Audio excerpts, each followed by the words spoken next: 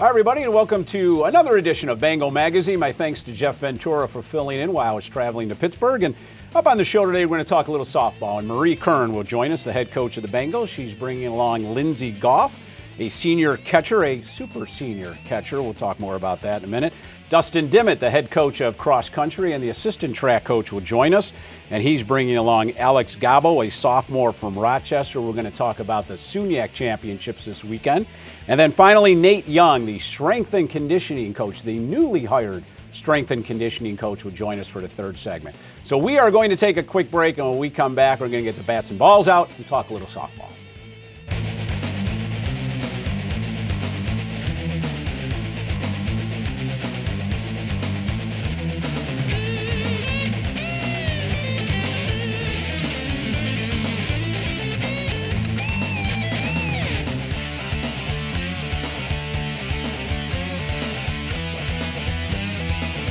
Hi, everybody. Welcome back to Bengal Magazine. We're going to talk a little softball now, one of my favorite subjects. And Marie Curran, the head coach of the Bengals, joins us, along with Lindsay Goff, the super senior catcher from parts unknown. I'm not quite sure. Where are you from, Lindsay? Brewster, New York. And where is that located in New York? It's about an hour north of New York City. Oh, is that right? Up in Westchester County?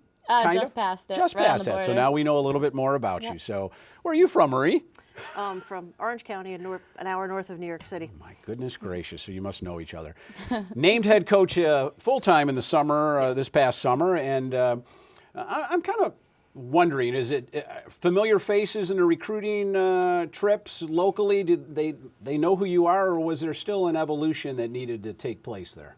I feel very privileged in Western New York that there's many faces I know, many college coaches, new and old in the area, who welcomed me with open arms and was very excited that I was going to be able to continue a strong tradition at Buffalo State and provide leadership right away that would continue the program where we need to go.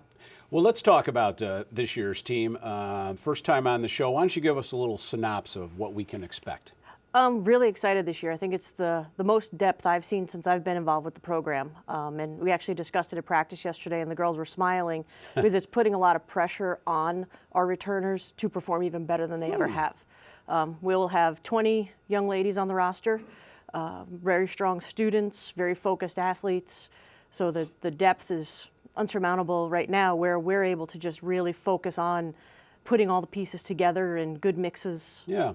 We're lucky we have 4 seniors in Lindsay, Sam Strapison, who plays first base, Bree Fensky in left field, and Brianna Brink, who was our returning center fielder. We added some junior college players with tremendous speed, so that's going to be a new, exciting mix to our already strong lineup and stellar defense, which I'm very excited about. And are you as excited as she claims that the student athletes are? I'm very excited. Nobody really feels safe, so it's fun to watch them battle out for their position. I just feel like everyone's excited and we can't wait, and she always keeps us on our toes. Normally, I found in the gym we would get bored after a few weeks from doing the same things, but we never know what to expect with her. No, you never know what to expect from Coach Curran, that's for sure. This is your last year. We call you a super senior in jest because you had a medical hardship your first year here. So if you look at the stats on Lindsay, it goes forever, but that's another story. But what are your goals this year? This is the last hurrah for you. So how do you look at this year? My goal is to win a SUNYAC because the year that I got sick, my team went and they won the SUNYAC. So I don't feel as though I was part of that, and I want to have something to look back on, and not just win the SUNYAC, but then win regional and hopefully go somewhere far that I'll always remember. Yeah, let's get to the College World Series. Wouldn't that be nice? From a personal standpoint, batted .293 last year, and what are you working on right now? I mean, is it just concentrating on the little things right now, or has the new coach come in and said, maybe you might want to change this or that? I think that I started off pretty strong in the beginning, and then it slumped a little bit in the middle of the season, and then tried to bring it back up, but I'm just going to try and stay strong throughout the entire season and keep the pitchers calm, just try and help everybody. It's interesting because you had mentioned 20 young ladies on the team, and I think that's more than Sandy had. She was more of a 15, 16. Yeah. What's your philosophy on that, Coach?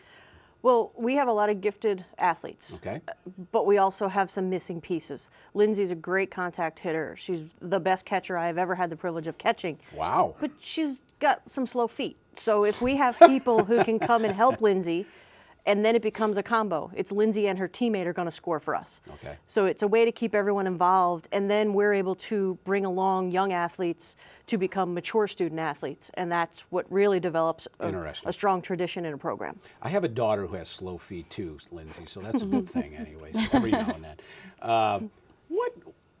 What kind of team can we expect from a Marie Curran coach team? I think my biggest goal is for us to push them so hard at practice and throw everything at them that in a game it really can be fun. That there's no pressure. You're not going to see something you've never seen at practice. I'm hoping that they've seen every situation 2 and 3 times at practice. We're going to add a lot more speed. I'm a very aggressive coach, so we're going to get thrown out a lot, but we're going to score a lot of runs most other people wouldn't score. So I'll have some people questioning why I got someone thrown out at home plate, but then be really happy when, Lindsay stole a base because people were lazy.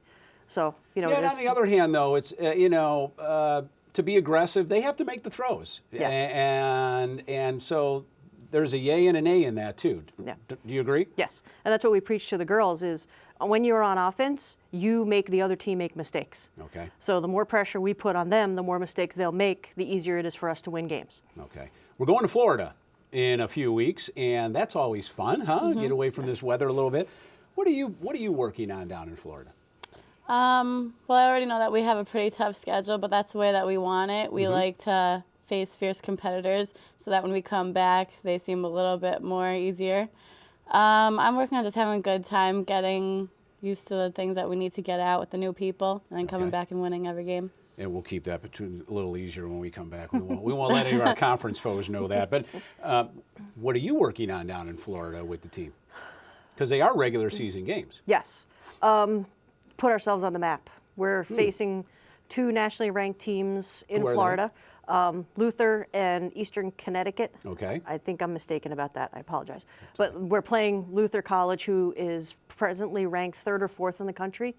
They finished very high last year. But then we come home and we face Plattsburgh and Cortland, who are also preseason nationally ranked. Yeah. So we have a lot of competition that's very talented. There's only one team in Florida coming back from last year that had a losing record. Wow. So it's great competition. It's very exciting. And our athletes step up to that. So I'm excited because there should be no step down this year. Everybody we play is good. So And it's kind of like 10 games in 5-day type situation working there? Yeah, we play 10 games over 7 days. 7 days, So we play 2 games a day. The complex in Florida is very nice to us. We play at 9 and 11 every day. So it's good. We play a doubleheader, which is what we're used to. It's difficult when you stagger games if you play at 9 and 1. The girls aren't used to a single game like that until you get to the tournament.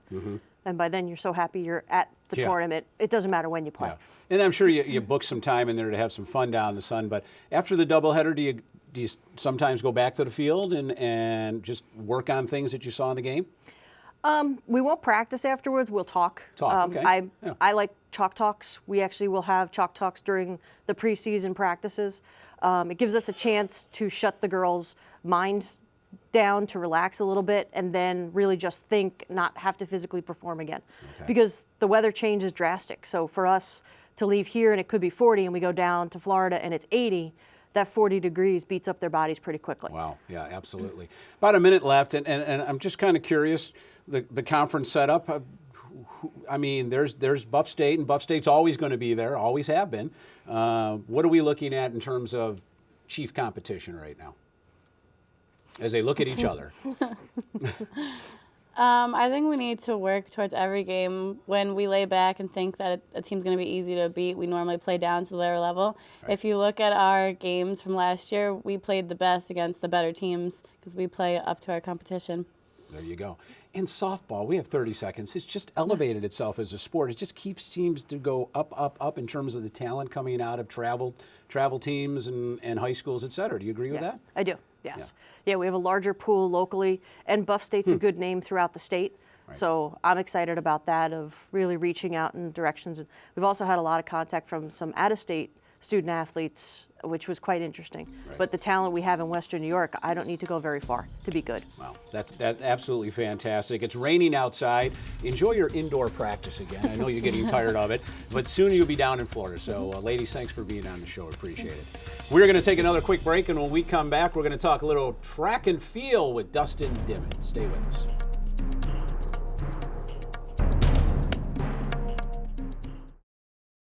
And congratulations to Shane Avery. He is the Tim Hortons Athlete of the Week, the junior forward from Fort Covington, New York.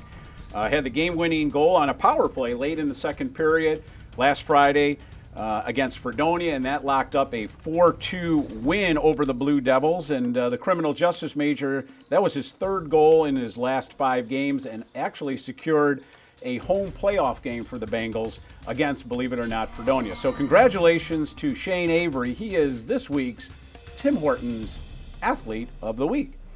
And we are now joined by Dustin Dimit and Alex Ngabo from track and field and cross country, because they both kind of go hand in hand, do they not? Yep. And we've got an interesting weekend coming up. It's the indoor track and field conference championships at Brockport. And this is kind of what we peak up to, as you folks like to say in track and field. Give us a state of the Bengals right now as you move into the conference, first on the women's side. I feel like we're looking pretty strong going into conferences. People are running their fastest times. We had a nice tune-up meet at RIT last week where a lot of people got their fastest times of the season, or showed consistency in the times they've been running, placing them pretty high at the SUNYAC level. On both sides, we have a lot of young talent, a lot of freshmen. The recruiting the last couple of years has really paid off, and that's kind of also what's going on at this time of year is we're locking up recruits and going to the state meet next week and things like that to continue that process. All 3 coaches really trying to work together to coordinate those visits and get a lot of that talent on campus to keep it going. On the men's side, looks pretty good as well. We had a lot of guys move up the list this week to get in the fast heats at SUNYACs and things like that, including with our distance runners like Alex. Our distance medley relay this weekend ran a school record by over 20 seconds and is now 8th in the country, so put themselves in positions for nationals and in a race that I thought they could even run better and faster, and so that should hopefully set us up well for how they'll do in individual events at SUNYACs and hopefully the meets later on. Well, Alex, as a sophomore from Rochester, you won the mile. At the RIT event last weekend in 4:22:55. Where are you in the progress here? Are you at the point where you feel like you're peaking right now? Yes, definitely. I ran the mile before that, the DMR mile leg, and then I came back and did the mile and still won. So I feel like I'm feeling strong right now about winning. Because that 4:22 was good, but he ran 4:13 as his mile leg in the DMR right before that, and then came back and missed our school record in the 1,000 by less than a 1/10 of a second in the 1,000 in his 3rd race of the day. Wow. So do these times surprise you at all, or is it about where you thought you'd be, or can you do better? I can do better. Okay. Yeah. How do you peak yourself for the conference? Is it a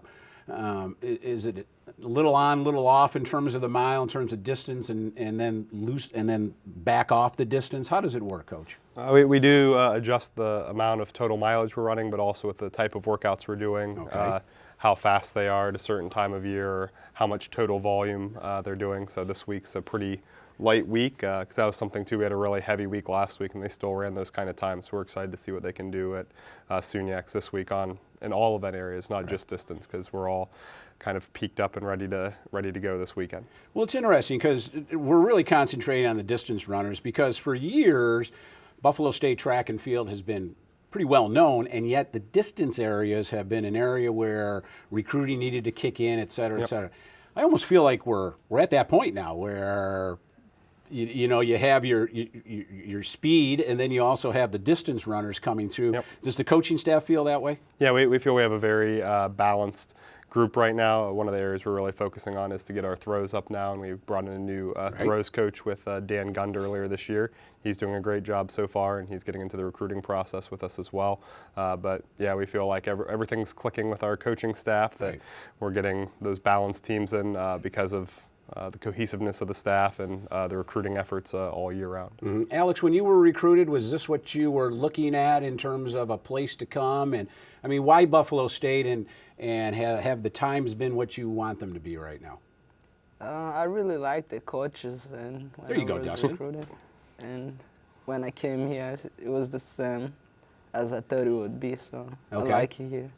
The recruiting process from a distance standpoint, we've talked about this, but now that you've been here 3-4 years, is it where you want it to be? And are things are Buffalo State track and field distance now well known out there in the region? I think it's getting to be that way, especially in our closer areas, Section 5, the Rochester area because of Alex's success, and Right. Section 6, so we've had a lot of local kids. Section 3 in Syracuse, we have a large contingent of people. So I think that name's starting to get out there. Okay. We'd always like it to be better. We'd always like to be getting more people than we do, but we're really happy with the numbers we're getting in and the quality. We're definitely looking at a higher level athlete than when I first started. Now the people that asked to come on the team were the ones we were really focusing on before, where we're really focusing on kids that are all-state performers now, and kids that could get Division I and Division II scholarships but choose us because we're a better fit for them. Right, and we're raising the bar, and we're going to meets where a lot of Division I schools are competing, which is absolutely fantastic. About a minute and a half left. Tell me how it works between cross country and then track. Is there a break for a runner like Alex, or because I know you peak for cross country, and then do they come back down and have to peak up again for the indoor conference championship? How does it work for a coach? Yeah, for distance, for our cross country kids that are competing at a really high level, we have their training continue on through the first track meet because it's at the beginning of December. So that's 2 to 3 weeks after nationals, depending on which meet we go to. And Alex did that really well this year. He went in and broke our 5K and 3K records the first meet. Bumquith, who's been our second fastest distance runner, also broke the 3K record. He was just right behind Alex. Right. So we were really happy with that. Then they took about a week off. Then they start back up again, so into their base mileage. And then we do a mini peak for indoor championships and a big peak for the outdoor championships. Wow. And the depth on this team, because you mentioned Bumquith, there are 4 or 5 distance runners now that you can count on. Yeah, that we can count on to score points, and that was one of the things with our entries for SUNYACs, is just kind of talking about how we can get the most points with these guys. Sometimes it's not even their best event, but how the events are spaced out, and they're all about the team and doing whatever it takes to finish high in SUNYAC, and then after that at our last chance meets or ECACs, we'll really focus on their individual events or the relay that we talked about to get the most people to nationals. Well, it's all about points, isn't it? When it comes down to it. And now there's points to be had in the distance events for Buffalo State. Well, guys, thanks very much for being on, and best of luck to you at Brockport. Let's bring home a championship. Thank you. We are going to take a quick break. When we come back, let's talk strength and conditioning, and Nate Young, the new strength and conditioning coach, will join us.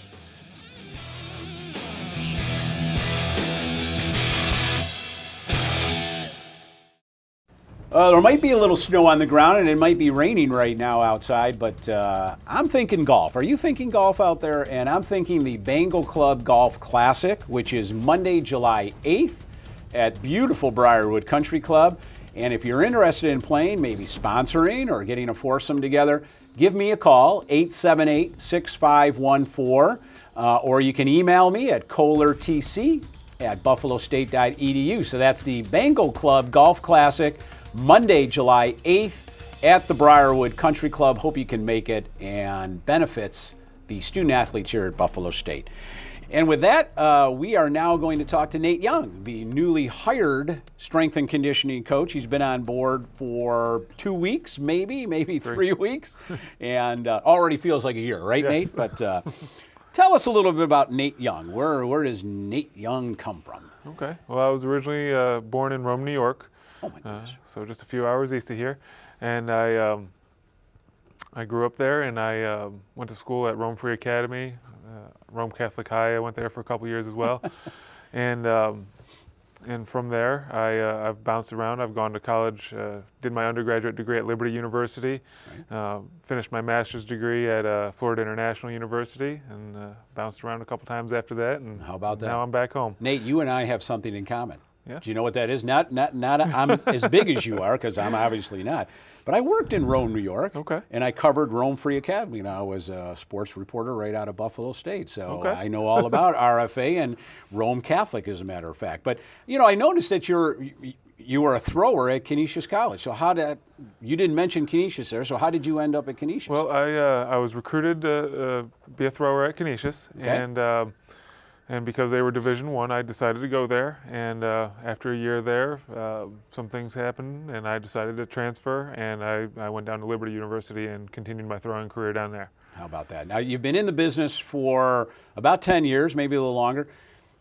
How did you decide, I want to be a strength and conditioning coach? Well, when I was 13, 14 years old, when I first started lifting for football, I loved weightlifting. And I was always looking for ways to get better. I started out looking in, muscle and fitness magazines, and obviously that wasn't sports oriented. And I made the decision to go to school, started studying physical education at Canisius, and then as I did some further research, I changed it over to exercise science, and really focused on the science behind how your body reacts to different types of training and developing how to develop athletes.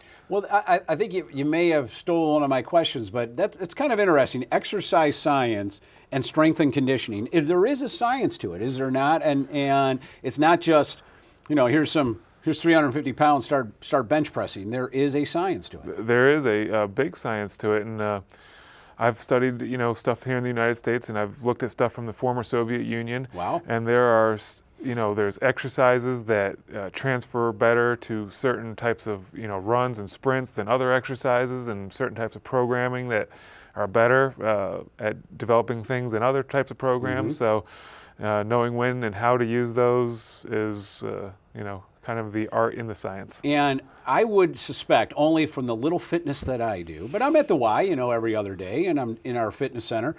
But it seems like things change all the time. I look out and there's a medicine ball. Then 3 weeks later, they're doing something else. And then a month later, we've got a new piece of equipment. And it changes constantly, and you've got to stay on your A game, don't you? You've got to be abreast of all that. You do. And the big thing is the science doesn't change. Okay. All those things you talk about are just different tools to accomplish the same thing. Interesting. So if you really understand what you're doing, it really doesn't matter what weight room you step into. You can figure out a way to train an athlete or develop a body the way you want to develop it.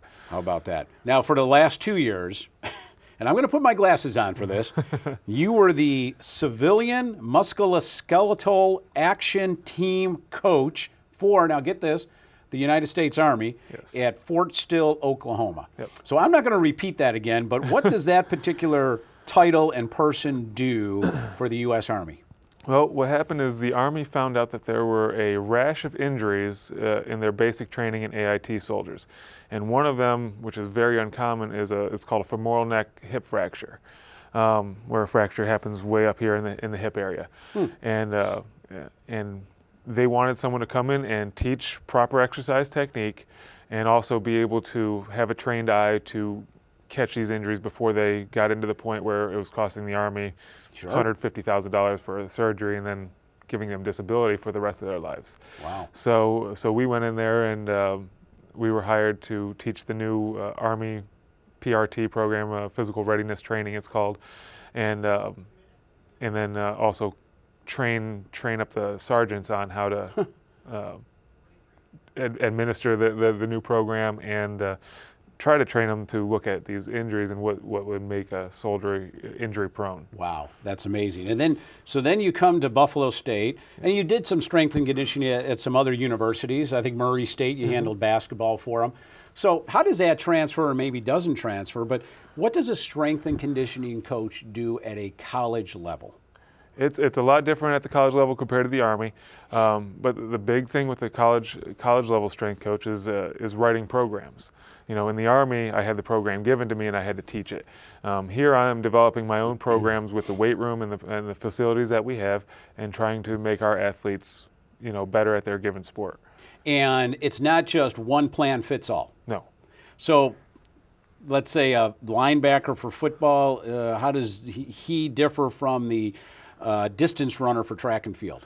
Well, what we're looking at, in that comparison, a football player needs to be big and strong. They're hitting people, they're doing short bursts of sprinting on the field, whereas a cross-country person, all they really move is their body weight, and they're doing a little more long-distance type running. So with football, I'm using the heavy lifts. You're benching, you're squatting. We're using moderate to heavy weights. Okay. With a cross-country person, we're using a lot of body weight exercises or lighter variations of the compound movements, and just keeping them active and keeping the joints and tendons strong. Wow. Man, we could keep talking. We're out of time, but this is a fascinating area, and I'm going to come see you because I just need my hips rotating for my golf swing, that's all. So that's what I'm going to be working on. Okay. Nate, thanks very much for being on the show, and welcome to Buffalo State. Thank you. That's going to wrap it up for this edition of Bengal Magazine. Thanks to everybody here at Instructional Resources, and for all my guests. We're going to see you in 2 weeks for more Bengal Magazine.